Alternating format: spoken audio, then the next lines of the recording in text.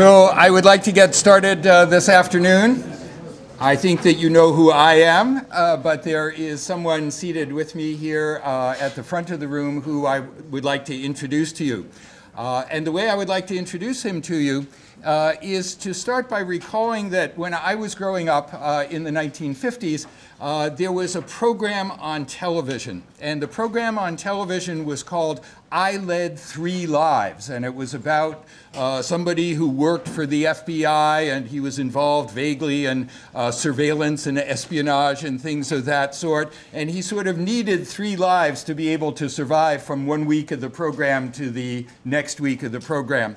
I think of that particular program because our speaker today is somebody who has led not just 3 professional lives, but 4 professional lives. This is an individual who was the deputy mayor of the city of Detroit. This is someone who was the chief operating officer of a major manufacturer of cement in the United States. This is somebody who founded one of the very first mutual funds in the United States. And he is somebody who is a visiting lecturer in Economics 330 at the University of Michigan, someone who plays a major role in the academic affairs of the University of Michigan, but also other universities with which he is affiliated.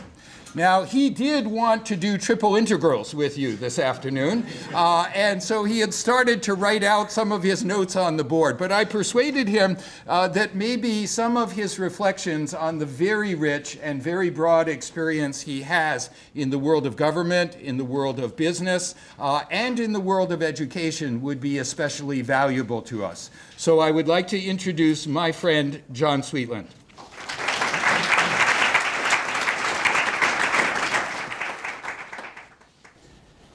Thank you, Professor Adams. That's more compliments than I've received in a long time.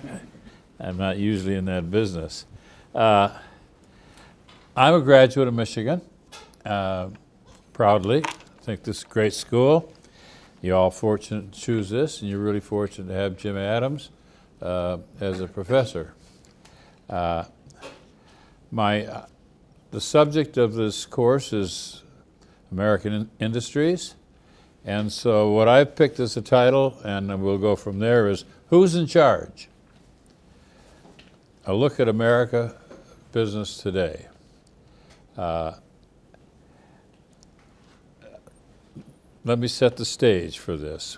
One of the brightest lights on this campus was and especially in the economics department, was Kenneth Boulding, professor.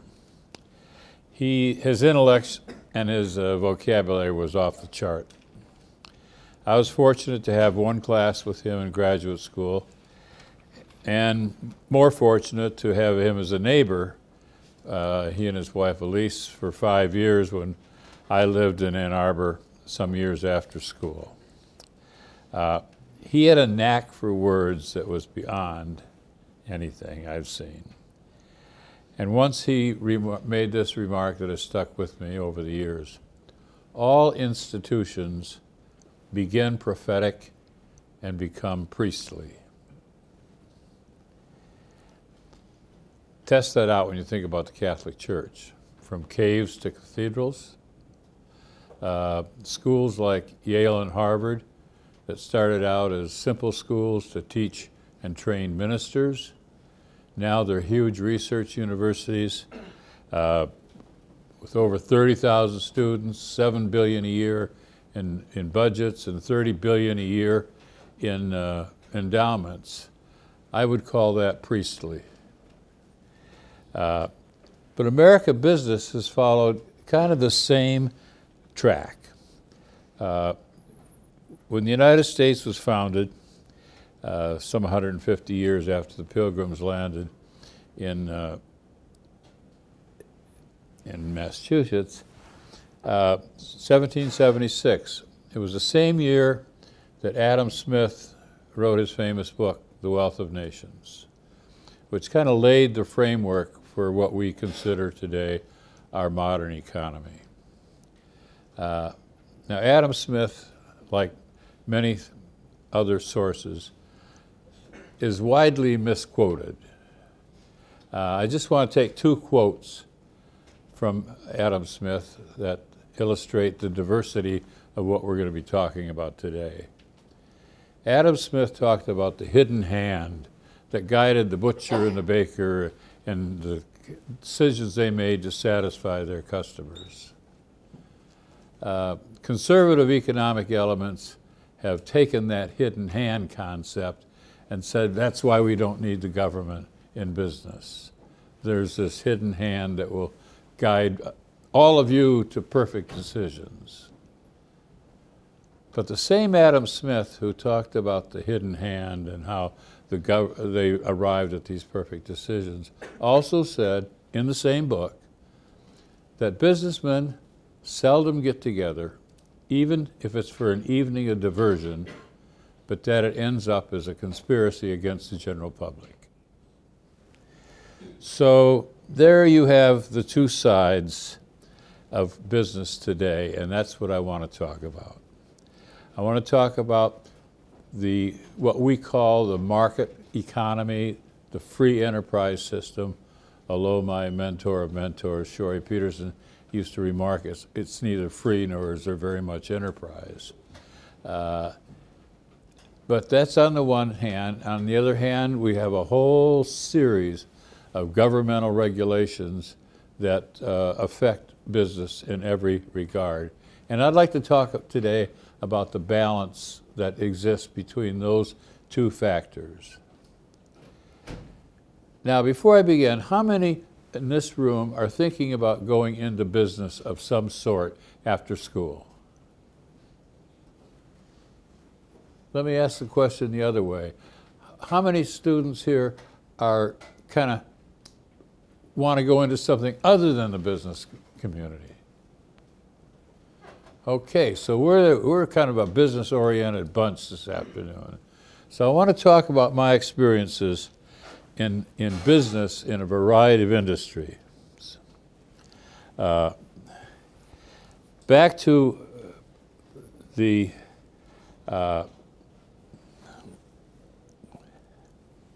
prophetic becoming priestly. America's industries, craft industries at the time of the Declaration of Independence, but after the Civil War, some 100 years later, American industry really started to grow. Part of that was the fact there was a worldwide industrial revolution going on. Started in perhaps Scotland, spread to England, and by the late 1800s had come to the United States with major advancements in railroads, steel, and other major facilities. The first time there had been what we might call industrialization in the United States. It's also the first time that we started to have regulation. They almost went hand in hand with the two most significant pieces of legislation introduced in the 1800-1890 period. The Interstate Commerce Act, which regulated railroads and canals to prevent their abusive use of their powers over farmers and business. And then the Sherman Antitrust Act, which was a broad act which stopped or went against monopolies, and that was principally aimed at the Rockefeller Empire, which controlled Standard Oil and practically the whole oil industry in the United States. Now, it's interesting in light of today's kind of political parties in the lineup that both of these first movements against the practices of business and for protecting the consumer were started by the Republican administration of McKinley and Roosevelt, which lasted for 12 years between the late 1800s and 1908. So you can't blame any one party for excesses in legislation or excesses in business practices. It's been a balanced act over a long period of time, and sides have switched, but it's really a bipartisan agreement that American business should be conducted so that the investor is protected and the consumer is protected. That, I think, is the overall aim of what we're talking about. So simple words like free enterprise or socialism don't help you understand this agreement. What I would like to do today is, as a senior executive in industrial corporations, in financial corporation, in private equity, over a period of over 50 years, I've had a lot of experience in dealing with governmental agencies as well as being the senior executive of major corporations. So I'd like to talk with you about the balance between them, because I don't think there's very many people that have had the experience of dealing with governmental agencies like I have. I've dealt with the State Department, I've dealt with the Justice Department, the Securities and Exchange Commission, the Federal Trade Commission, the International Trade Commission, and on, in major cases. So I'd like to share that information with you so you have some understanding of not only the complexity, but the efficiency of which this relationship between business and government is carried out.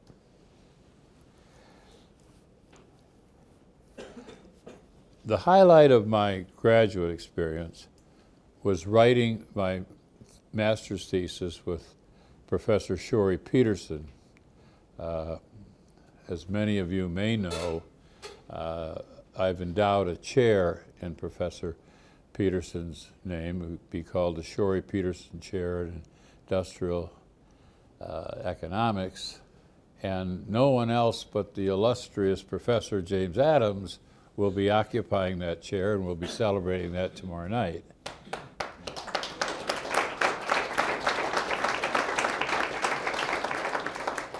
Shori was a master at teaching and at advising. So my master's thesis was based on a Supreme Court decision that came down in 1948 that outlawed the use of the basing point system for pricing in the cement industry.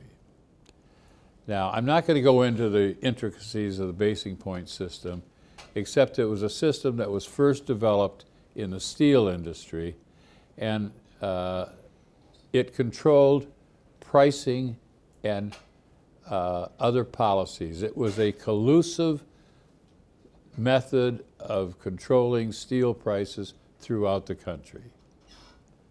The steel industry had a heavy influence on the cement industry because the largest steel company, U.S. Steel, was also the largest cement company, Universal Atlas.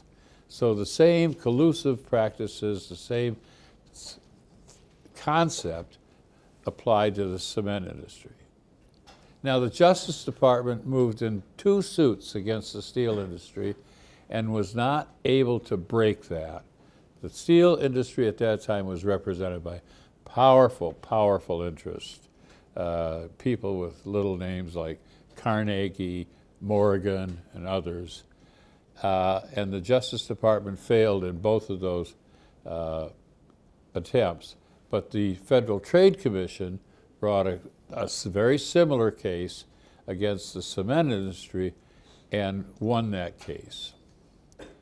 Now, under a unique set of circumstances, I was involved in the pricing, knowing the pricing of cement 10 years later in 1958 and 59. And because of that relationship, I had access to the senior executives of the companies that supplied cement in the the Michigan, Ohio, Indiana market. So I went to Shorey Peterson and said, I'd like to write my master's thesis on what the Supreme Court found illegal in 48 to what I think is still going on in 58. And so I did that, and I got two things out of it. I got an A on my thesis, and I got a job offer for one of the cement companies.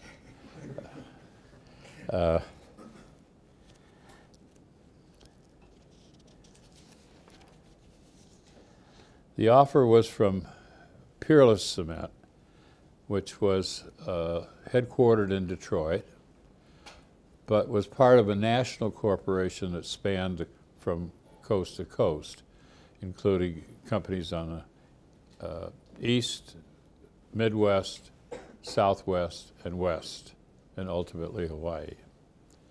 I joined that company as the number 2 man in a 2-man department doing economic and market research. And while I thought at the time I took that job it was the best, I had offers in New York, I had offers with a major consulting firm, an offer in the Southwest with one of the top oil companies, but by the time I got to the point of receiving my graduate degree, I had been through undergraduate work. I had bad years, dropped out after 2.5 years. I wasn't ready for Michigan. I went in the Army for 4 years and came out a lieutenant in the Corps of Engineers, having done some real important work on rebuilding the Strategic Air Command base on Guam.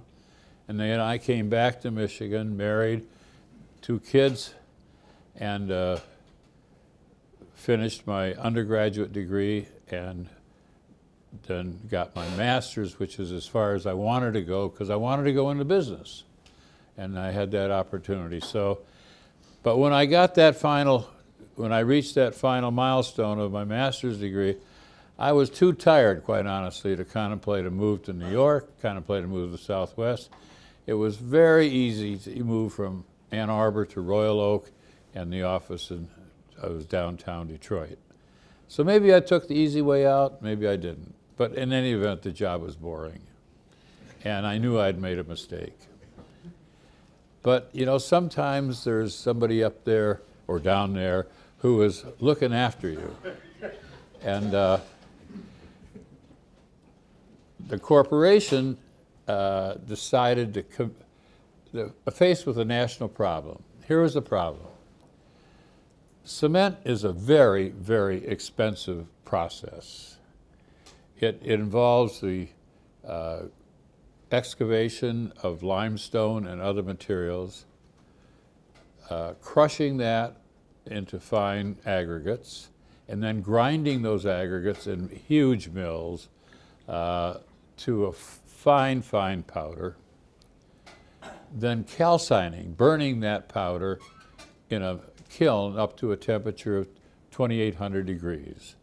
That's the magic point for steel, it's the magic point for glass, it's the magic point for making the product we call clinker, which is the product that comes out of the kiln. Then that clinker is ground again in huge mills to become cement, the addition of a little gypsum. Now, it costs a lot of money to go into the cement business.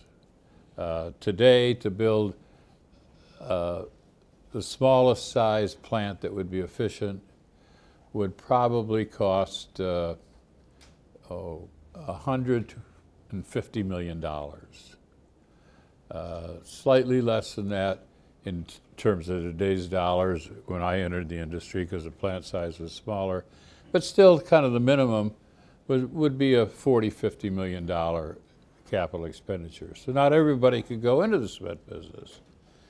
But once you invest that much money, you really have to keep the plants running full in order to make decent profits.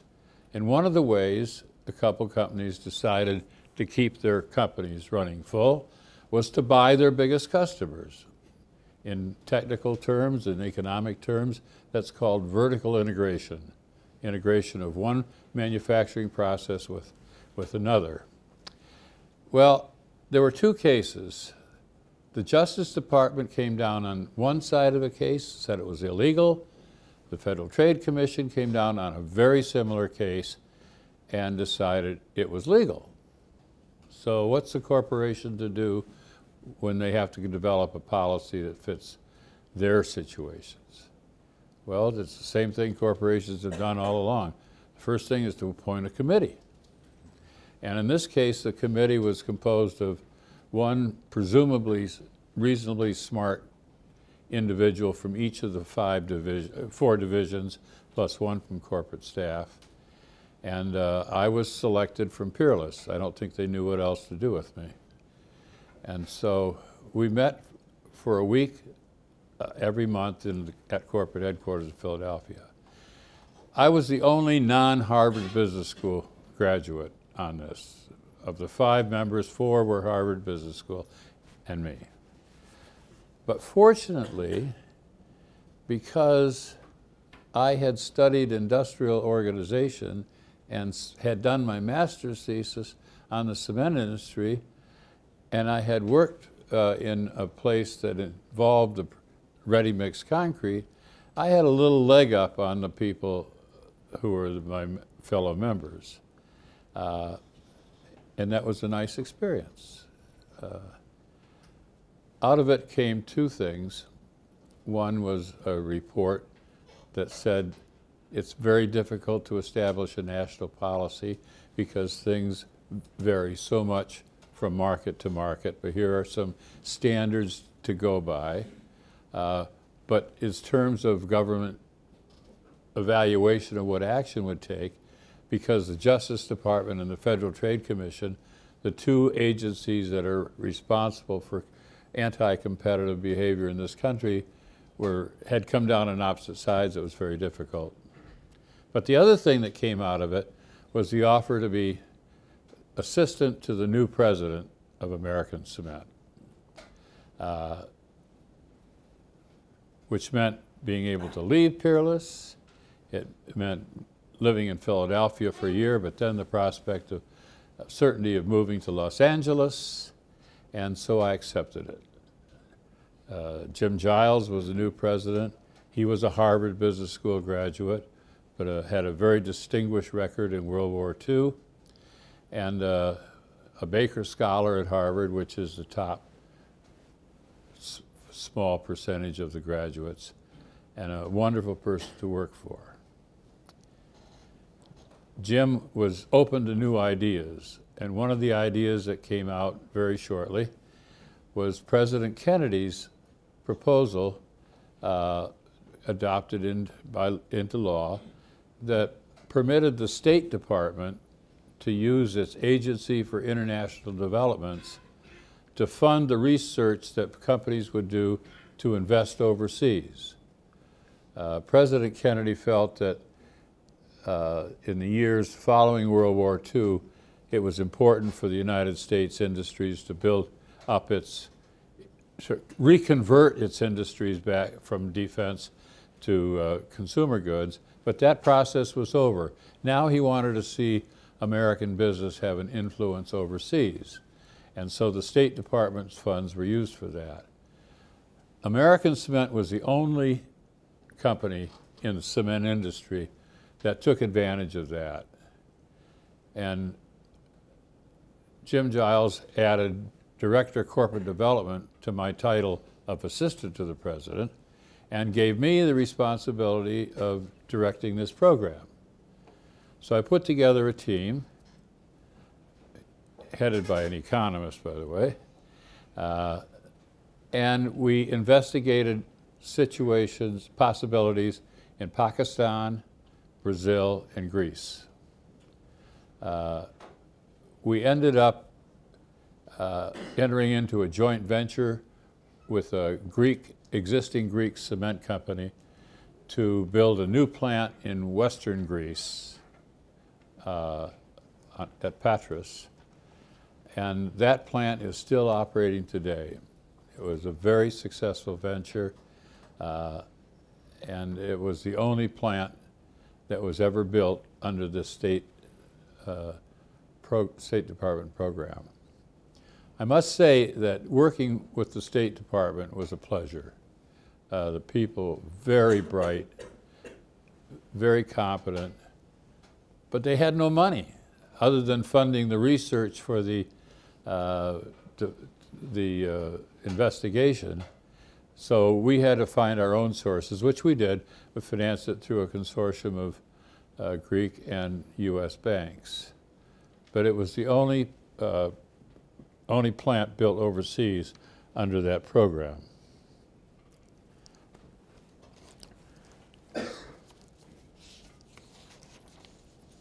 One of the things that Jim Giles did was keep adding to my titles. My compensation didn't go up that much, but my titles kept going up. And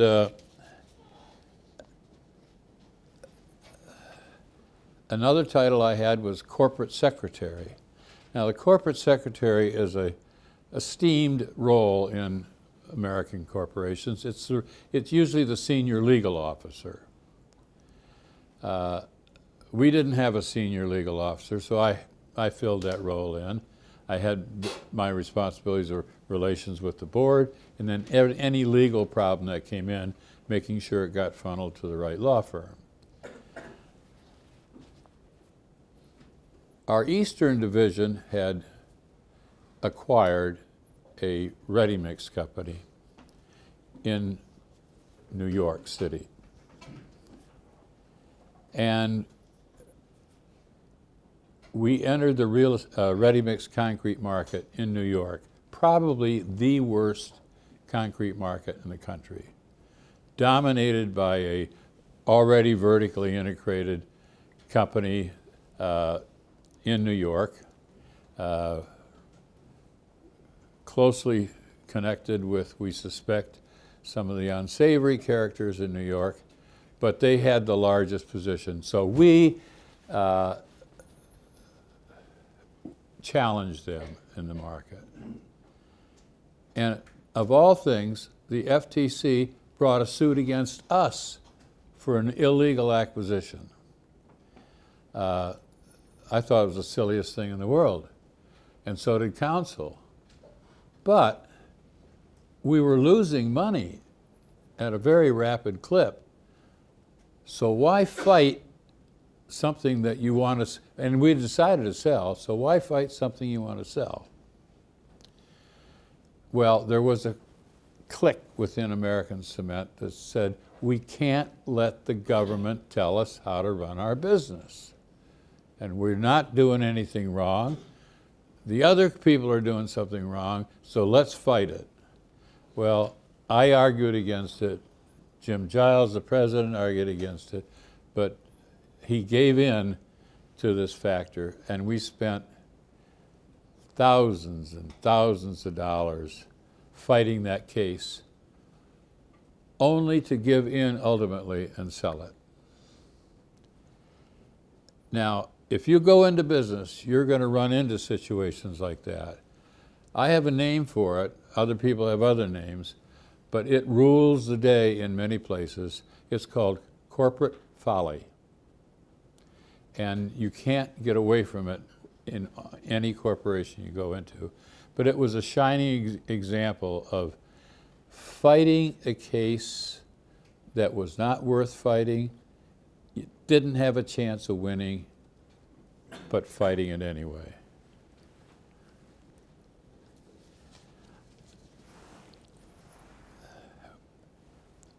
When the American Cement team left for Athens to dedicate the new plant, I was not among them.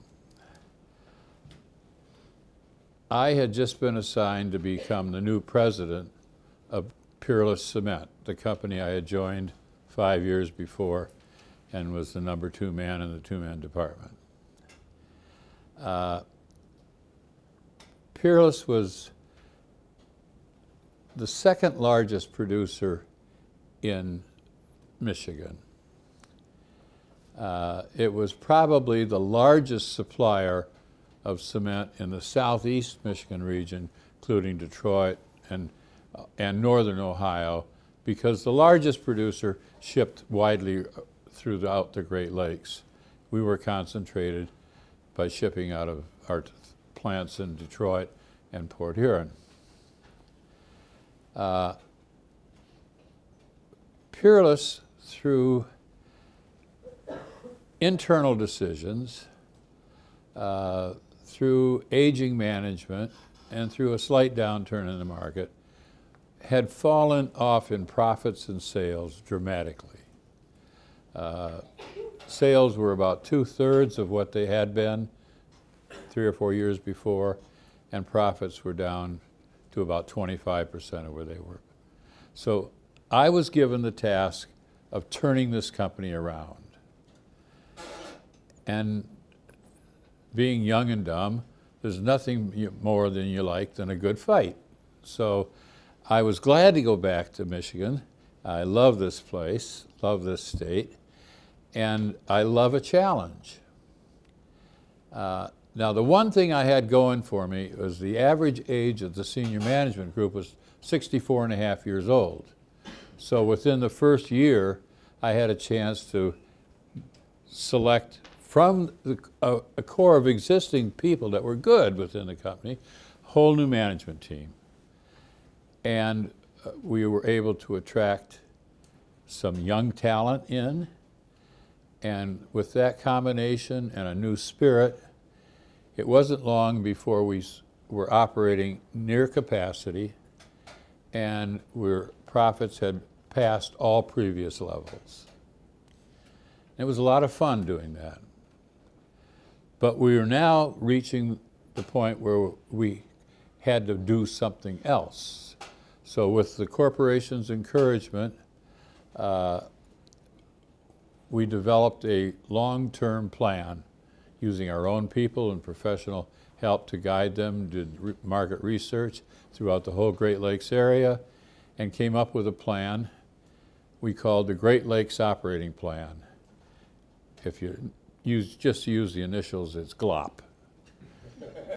And but it was a good plan, and the corporation accepted it and decided to build a new plant that would replace the 3 existing plants, and then build some outlying distribution plants in places like Cleveland and others. The price tag on that was $28 million. It would be much, much more than that in terms of today's dollars, probably closer to $200 million. How to finance it? Well, this was in the mid to late 60s. In the 50s, an old method of finance turned into be innovative for corporations. Municipal bonds, state-issued, city-issued, county-issued bonds, you do not pay federal or state income taxes on the interest on those bonds. So those bonds have a lower interest rate than conventional debt instruments. In the 50s, there was a movement to allow corporations to use industrial revenue bonds if they could meet 2 criteria. One, they would do a project that was of value to the community, and the project was sufficient in and of itself to require no support from the governmental agency. So they were called industrial revenue bonds.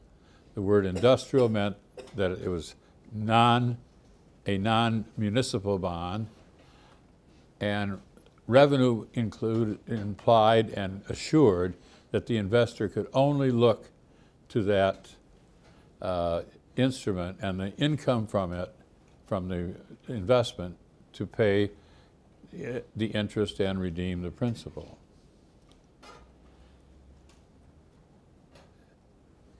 a lot of southern states used these bonds to lure industry out of the northern states, particularly Michigan, because Michigan not only had high interest rates, but it had high labor costs. The most celebrated case, the one that got most press, was the Daisy Air Rifle Company. Daisy was located in Plymouth, Michigan. It was the #1 BB gun in the world, as a matter of fact, and a name that was very common and very popular. It was lured to Arkansas by the use of these industrial revenue bonds. A number of auto parts plants were lured down there. So the UAW took a real tough line on industrial revenue bonds. And the UAW has always been, well, at least it was then, a major political factor in the state of Michigan. So we decided that we would want to use industrial revenue bonds because this would have been the largest debt instrument ever issued by American Cement. And to be able to save 2 or 3 points off the interest rate was on a bond that size is big. But knowing that we would face tough opposition from the UAW, I made the decision that I would go talk with Walter Reuther. I had met Walter Reuther. That name may not be familiar with a lot of you, but Walter Reuther was head of the UAW, which at that time was the most powerful union in the country, and one that had extracted major wage increases for the auto industry. I made an appointment to go see Walter Reuther, and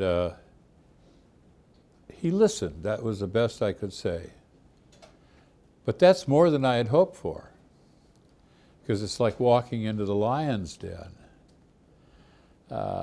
He then, in the next meeting, called in Irving Bluestone, who was his lead economist, and he listened. And ultimately, they came to the decision that this was good for Detroit. Even though they had been implacably opposed to the use, it was good for Detroit.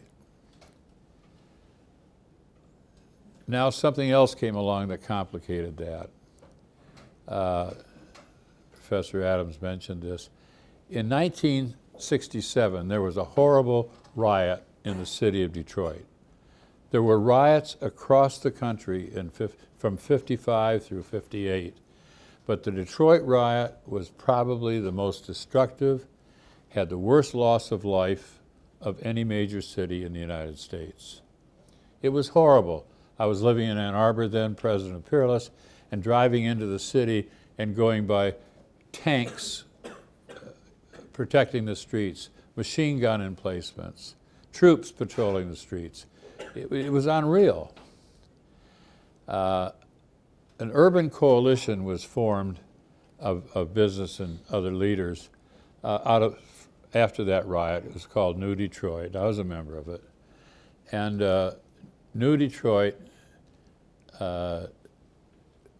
made, among its members, a major commitment to do what it could do to show the city of Detroit that business cared and to correct some of the problems that could be corrected in the short run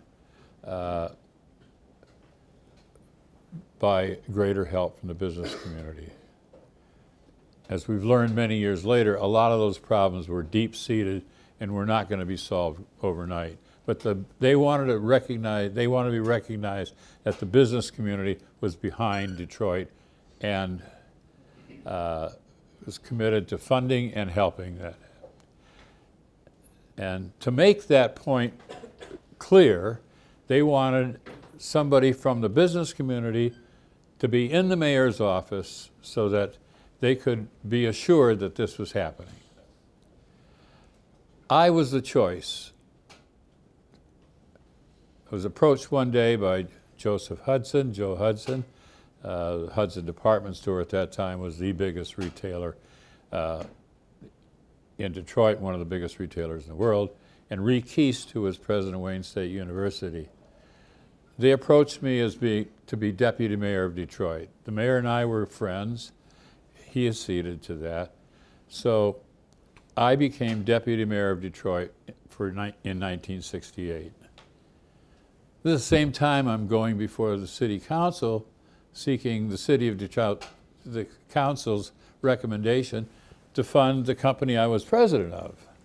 Conflict of interest? Perhaps. But it really wasn't. Both were in the city of Detroit's interest. And who else better to tell that to the city council than Irving Bluestone, the chief economist of the UAW? And he did that. And the city council passed that authorization for those bonds, and the plant got built. Goldman Sachs underwrote this $28 million industrial revenue bond issue. It was the largest ever in the cement industry. It was one of the largest in almost any industrial use. And at the last minute, there was a complication when the Congress passed a law saying that you could not issue industrial revenue bonds exceeding $10 million for anything other than a air pollution problem. But a visit to Senator Hart in Washington, the great senator from Michigan, resulted in one of these courtesy bills that the Senate sometimes passes, allowing something to happen, and so the issue went forward.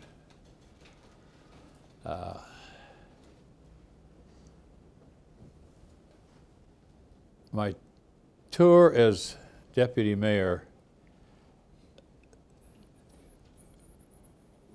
was, in all respects, I think, a very healthy experience for me, and I think we did a lot of good things for the short run in Detroit, and a good thing for Peerless happened during that time with the passage of that industrial revenue bond. The only organization that was sour was the Detroit Free Press that wrote a blistering article attacking me, attacking Peerless, attacking the city council for favoritism. But in retrospect, as I looked at the city of Detroit's problems through the press and through other things last year, and Detroit does have serious, serious problems. But if Detroit had encouraged more industry through the use of innovative financing like industrial revenue bonds and some other programs, they could have offset the decline in the auto production with other industries. But because they didn't take any steps like that, there's a huge rebuilding job ahead of Detroit. But it won't be done without public financing. You can bet your boots on that one.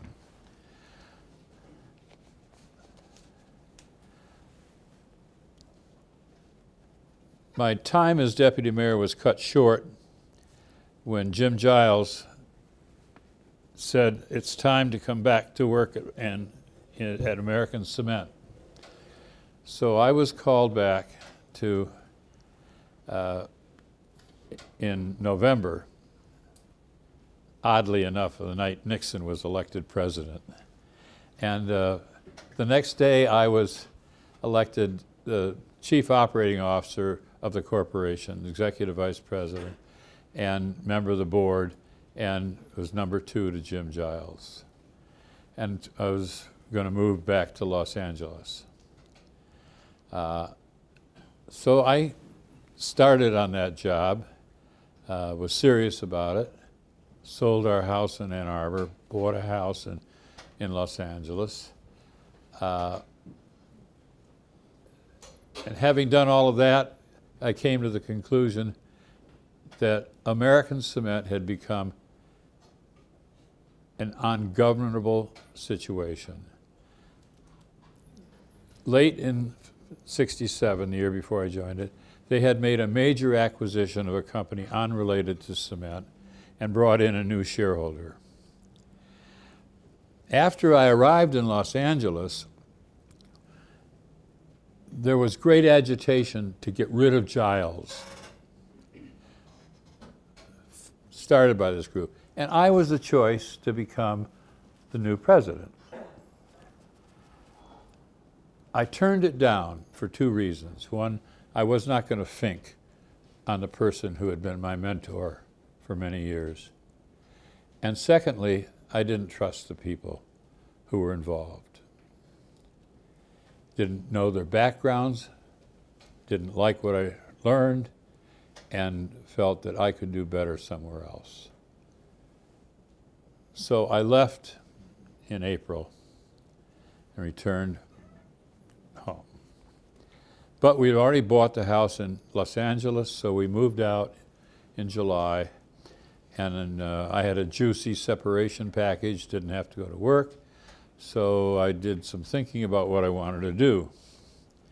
In the process, I did some ad hoc work for a boutique investment house in LA and wrote an investment memorandum for a small company that had developed a new product on insulated glass doors that was so innovative and so far ahead of the other industries that it was attractive investment, but I wasn't interested in investing. But about 3 months later, I got a call from the chairman of a major financial corporation asking me to come in and see him. He had read the memorandum, and his comment was, "I'm not interested in the investing, but I'm interested in the person who wrote it." Out of that came an offer to become president of Shareholders Capital Corporation. Shareholders at that time was among the larger companies in the United States, marketing and managing mutual funds. We had other institutional investments. We had a capability of marketing and managing tax-advantaged real estate funds. The office was in Los Angeles, but a major office in New York, and offices in Dallas and Munich, Germany, and London. So I took that job, and within 1 week, the SEC came in and stopped the sales of our largest fund called Enterprise. Enterprise was the first billion-dollar mutual fund in the United States. Now, the SEC moved against it, not because of the management of the fund or anything else, but like most mutual fund companies, we relied upon a bank, in this case State Street Bank in Boston, to transfer the shares for all requests for sales or redemptions or purchases. And apparently, and we should have heard about this, but didn't, there was a major problem with that. When I went back to Boston and visited State Street Bank, the major bank in the United States for doing this kind of work, I was absolutely floored by what I saw. Literally, closets full of unredeemed requests and closets full of unredeemed for sales, as well as requests for redemptions. Well, the sales of that fund were suspended for several months while we got things straightened out. We did ultimately get the fund back in business in September. Meanwhile, we had lost a lot of money on our management fees were suspended during that time, and the sales and all that.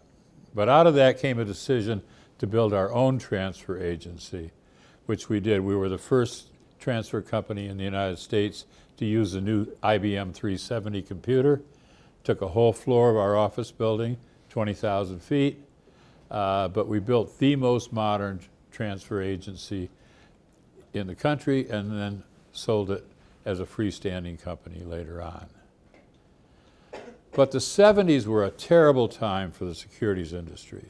The 70s saw the same kind of market decline that we saw in 07, 08 in this last market crash. Fell off about 50%.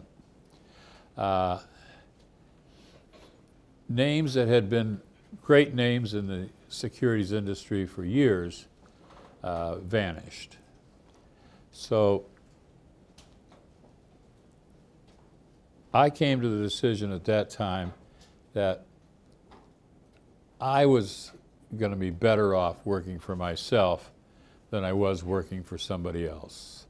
I had been through 2 corporate situations, both of which had enormous promise, but both of which had turned sour through no fault of the management at that time. And so with my partner, I had met on this vertical integration committee. We started a company, we called it Somerset Management Group. We had 2 employees, Larry and me. And our goal was to work with the major banks and insurance companies on problem loans that they had, and to restructure those loans, interim managing the companies if we needed to, all for a fee income. But our real goal was to find a company that we could take over and ultimately own. We did some good work for Bankers Trust, Bank of America, but First Pennsylvania Bank came to us with a situation involving cement. In this case, a producer in Pennsylvania had acquired a company, had started a company importing cement, or its pre-cement form called clinker, into Florida. Florida was a hot market in the 70s, and the hottest market in the country for both housing and other things. And there's cement shortages down there, and the quickest way to solve a cement shortage was to import it. It takes 2 or 3 years to build a plant. Well, about the time they finished this plant, the market crashed, and the loan couldn't be repaid, so the bank brought us in to recommend what could be done. We recommended that there was no hope for the bank to get much out of its northern operation. The plant was old, sell the equipment for what they could sell it for, the land for what they could sell it for. But the southern operation was their only hope of getting their money back, and that would only be if they would allow us to manage the operation, renegotiate contracts, and straighten the organization out. But to do that, we would also need the bank's support to buy cement in quantities. We performed the first part of that, and the bank came through, and a shipload of clinker cost about $750,000, which is a major amount to add to a loan that there's in doubt of being repaid. But the bank had confidence in us, and they did it, and we turned that around, and that company became profitable. And we looked elsewhere in the country where we could do additional importing, and came upon an opportunity right in our backyard. We were both living in Los Angeles, and the Port of Long Beach was willing to finance a plant and let us to finance an import plant and lease it to us for operations. So we did that, and this brought me into a whole new world, the International Trade Commission. There is something in U.S. legislation called anti-dumping laws. You cannot import a product and sell it for below its cost in this country, below manufacturing cost, if it causes injury to existing companies. That's the test, the injury test. We didn't think what we were doing was causing injury, but they brought a case against a company in San Diego that had started importing a bit of cement from Japan. But as soon as we entered the market, our cement was coming from Australia. They amended that suit to include us. So we were involved in a dumping action. Now, I never thought they would attach that word to me, but they did. The first round did not go well. The first round is to determine on a preliminary basis whether there's a threat of injury. That's the only test. At the end of that first round, there was a question as to whether there was injury or not. And so it goes into the second round, which is an extensive survey by the Department of Commerce on what happens. We were not prepared. We were not knowledgeable. I wasn't knowledgeable about the anti-dumping laws, nor was my partner. And we selected the best counsel, our regular counsel in Los Angeles, which was the top law firm, and they weren't familiar with it either. I had the best lawyer, and they fought that question on antitrust grounds. Well, the International Trade Commission doesn't give a damn about the anti-competitive laws. That's not their bag. Their bag is injury. Does injury take place through imports? So it goes into the second round, which is the Commerce Department. But divine intervention happened again.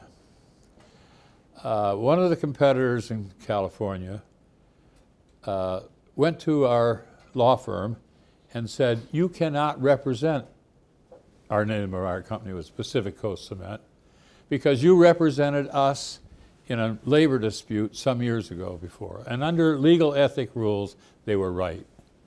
And so O'Melveny and Myers, our law firm in Los Angeles, resigned but said, we will find you the best counsel we can.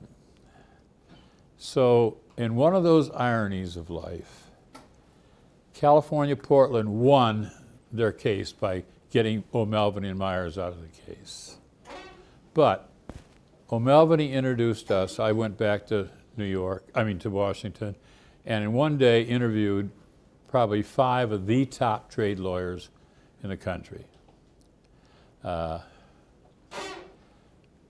the end of the day, I called Larry and I said, this is the firm and the person I recommend. He said, you go with it. So Dick Cunningham of the firm Steptoe & Johnson replaced O'Melveny's counsel.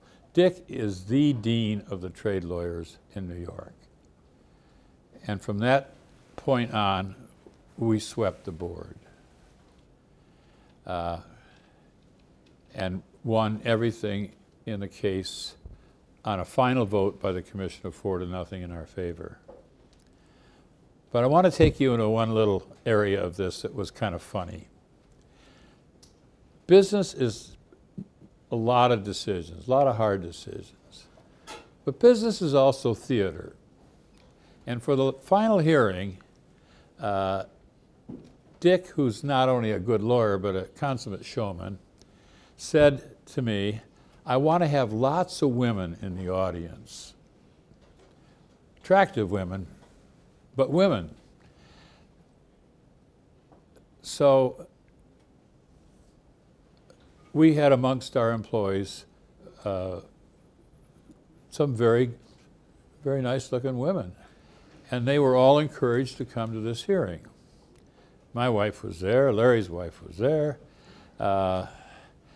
And Cunningham had 2 women lawyers in support of him, and the economist who testified was a woman, Scott Schumann. I'll never forget her. She had something on the chart called floating point D. I never understood it, but floating point D was saying if supply and demand were normal, this is where the price would be.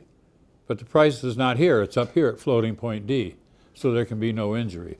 Now, you believe that? I didn't even know what she was talking about, and I don't think anybody else did.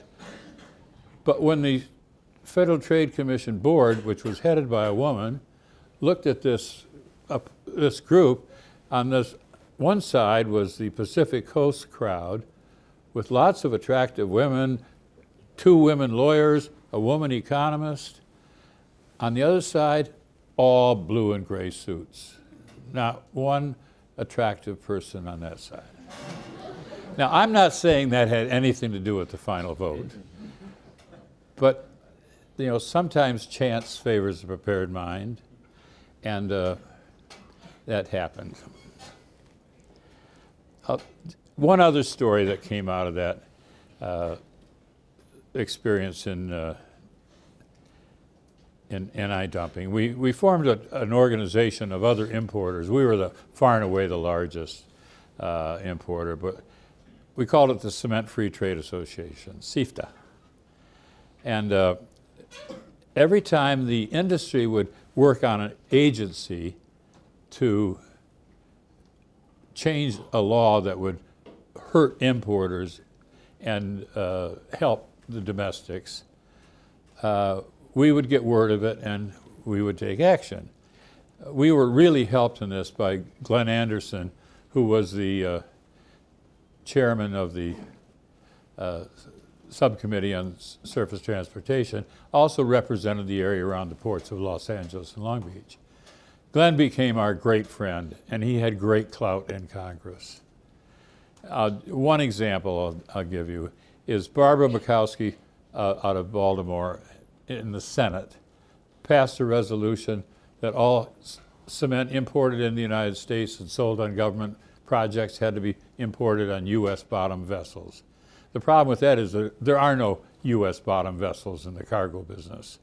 They're all Panamanian or Greek or some other registration because of U.S. laws. The chair of the House shipping arrangements is an old South Carolina guy named Walter Jones. The Senate rule has to be passed, or a rule very similar to that has to be passed by the House before it can go to a conference committee and become law. So their hope was that Walter Jones' committee would take this up and pass it. Well, Glenn Anderson talked with Walter Jones and said, a couple of boys from CFTA want to come over and talk to you. I was going to be one of those boys, but I was tied up in Los Angeles. So our chief counsel, our counsel and Washington rep went to visit Walter Jones, and this is how the interview went. They said, Mr. Chairman, and he said, oh, Glenn told me you boys would be come over to see me. He said, yes, Mr. Chairman, we want to talk with you about this Mikowski amendment in the Senate and why it would be detrimental to the construction industry. Jones acted like he didn't even hear it. He said, did you hear about these 2 senators from South Carolina? He said, one said, what are we going to do about this prostitution bill? And the other said, I think we ought to pay it. That was Jones' way of saying there is no hope that this committee would even think about taking that issue up. And it died right there. So while good work on the economic side helps, the political side is very, very important. I've got some more stuff. You can go online and get it from, it's on the website for this course. Some of it's interesting, but I want to end this talk in the last few minutes we have with something. I've been doing this for 18 years in economics classes at Michigan, and the one question I keep getting is, how can we be successful?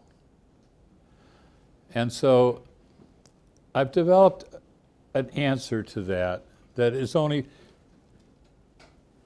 fits insofar as you can apply it to yourself.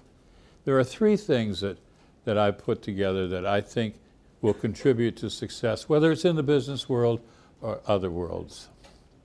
First off, I look at success as a triangle. And on an equilateral triangle where all sides are equal, And on one side, coming down, is intelligence. You can't get there if you're a dummy. But there isn't one person in this room that's a dummy. So on that side, you all qualify. On the other side of that triangle, write down the word understanding. Understanding is different than intelligence. Understanding is part savvy, it's part observation, it's part learning. But there are people who are very smart who just don't understand the problem. They don't know how to work with other people. They don't know how to look at situations. Google took an article out not long ago highlighting this. And at the bottom of the triangle, write down hard work. Intelligence, understanding, and hard work, all in equal proportions, are key to success. A second rule, I believe, was developed during the scientific revolution by Pasteur, the famous French scientist. He said, in the case of scientific observations, chance will only favor the mind that is prepared. I've shortened that, and I have this little thing on my nightstand. I got it in part from Jim Giles. Chance favors a prepared mind. Jim told me, even though he's a Baker Scholar and a distinguished veteran of World War II, he said, I never assume when I go into a meeting that I'm the smartest person there. But if I'm the best prepared, I've got a good chance. So preparation is what I would say is the next important thing.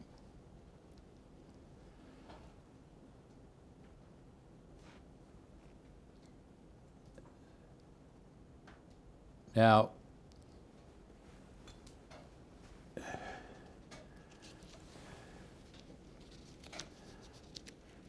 me pause for a minute here. I want to just get something.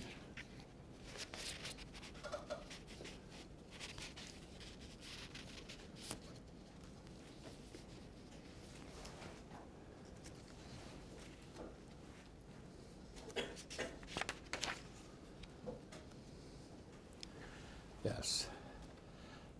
I think also key to success is our mentors.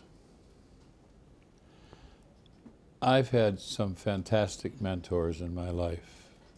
One we'll be celebrating tomorrow. Shorey Peterson had an enormous influence on my life. It was from him that I learned the importance of understanding. But mentors are not teachers. They are examples that you learn from.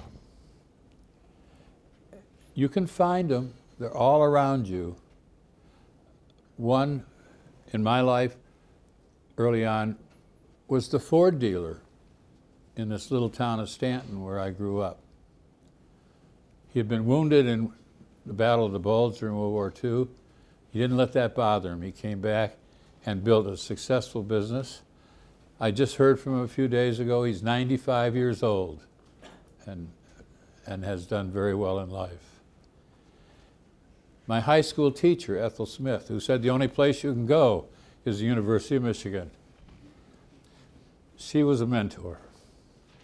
When I was in the Army, I served under a fellow named Captain MacArthur. I succeeded him as company commander when he moved up to battalion operations chief. I learned more from Captain Mac than I did from officers' school and every other thing. And it wasn't just me. It was the other officers, young lieutenants, that did the same thing. He was the leader of the battalion, even though he was not the highest ranking officer. So mentors are all around you. You don't know where they are. They can be a professor, they can be a Sunday school teacher, they can be your first employer. Jim Giles was a mentor to me. So The triangle, preparation, mentors, I think are the three, in my judgment, are the three elements that can lead to success. But I tell people and myself that when all else fails, remember Robert Burns. You probably never heard of Robert Burns. He was a poet laureate of Scotland back in the 17th century. And you almost certainly haven't heard of a poem that he wrote. It's called To a Mouse. The poem was an apology. He was doing some late seasonal plowing, and he plowed through the winter nest of a mouse. So he wrote this poem as an apology to the mouse. And in it there's a famous line that you probably have heard. And you will hear it again and live it perhaps, but take it to heart. The best laid plans of mice and men often go awry. It's not the end of the world. The mouse rebuilt his nest, I'm sure. Burns went on to write other poetry, and life goes on. And there's one other thing that I keep remembering. It comes from my favorite philosopher, Rabbi Nachum Siegel. Very simple. Sometimes the seas are calm, and that's wonderful. Sometimes the seas are not calm, and that's the way it is. And that's the way it is in time. We've got just a few minutes for questions. I'd be glad to answer any questions you have and stay after if you want, right here. Yes. You were talking about from the prophetic to the priestly. Would you care to take a stab at or elaborate further on what you would think it would need, Detroit would need to be rebuilt? Or where would you see it in the next 20 years? Well, I don't know that I can handle that very quickly, except it's going to take the same amount of effort that it took to ruin Detroit. And that effort illustrated this morning by a consulting firm that's been sued because they never estimated correctly the pension fund requirements. That's true with almost every city and agency across this country. We have huge pension fund deficits. That's one thing. The second thing is job creation. The auto industry simply will never employ the number of people to do the jobs that they did employ. When they opened a shift in an assembly plant, they would employ 3,000 people. Now at most they employ 700 and produce more cars per shift. So, and it's going to take a dedicated workforce. Now, having said this, there's one thing, and I don't know of anybody else who's ever said this. It's going to take federal support. I lived in Detroit during World War II. Detroit became the arsenal of democracy because of its ability to produce tooling. And all of a sudden, out of Detroit, which had been done nothing but cars for years, came tanks, came airplanes. Ford Motor Company became one of the biggest producers of the four-engine bomber, the Liberator, at Willow Run in the country. Produced trucks, guns. Detroit could engineer anything. And they had some brilliant engineers. What they didn't have were a lot of workers. The workers got drafted. And so a lot of people came in from the South, and a lot of them were black, African Americans.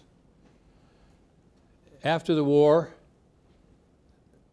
the federal government forgot all about Detroit and what was going to happen when all the veterans came back from World War II and the reaction to that. So the federal government has, and I don't think you've ever heard this before, but the federal government has a responsibility to Detroit.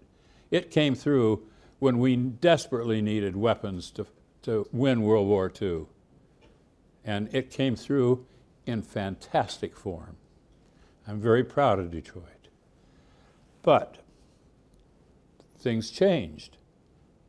And the people that came into Detroit during World War II were ill-housed, and they filled up every conceivable space. And then when the veterans came back from World War II, where were they going to live? And they moved to the suburbs. So Detroit's problems are very complex, but it's going to take a long time, and it's going to take some federal help. Yes, sir, back there. Building on your equilateral triangle of things it takes to be successful, you said that one of the things was understanding, Yes. learning, and observing how to deal with people. Is there something specific that you think you've been able to do in your career that's made you so successful in learning how to deal with people?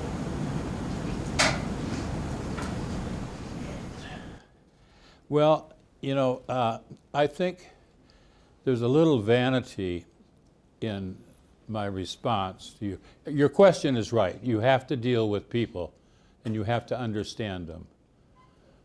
But it's very important that you honor people, that you treat them all as God's good creatures. You don't make distinctions on how you deal with the rich or the poor or the old or the young, and you deal with people with honesty. I think the thing that made Larry and me successful in the private equity business, and I've heard this from so many people, the two things you could always depend on John and Larry for was honesty and absolute integrity. And so those qualities, I think, are essential to leadership, to success. If anybody ever doubts about the way you treat people, anybody ever doubts your integrity, you have destroyed your ability to be a leader.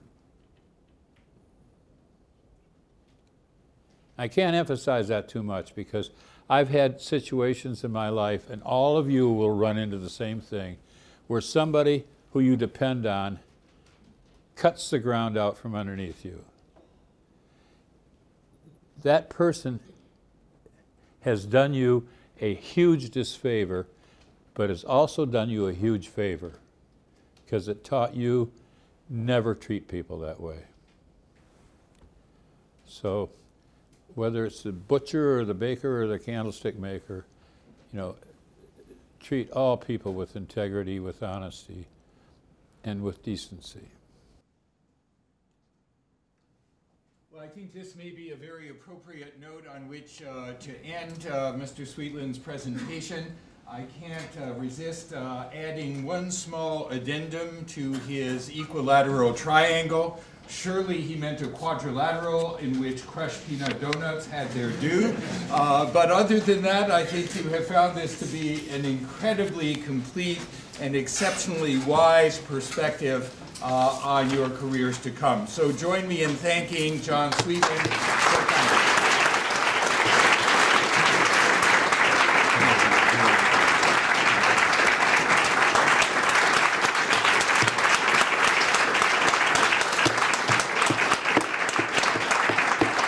And I think he will be here for just a few moments after class. If any of you would like to pursue something, we may move outside if another class is coming in. Before you leave, I want to congratulate you. You were a good, I could tell throughout this that you were listening. You know, some of the stuff may have been more interesting than others, but a very good audience, and I appreciate that.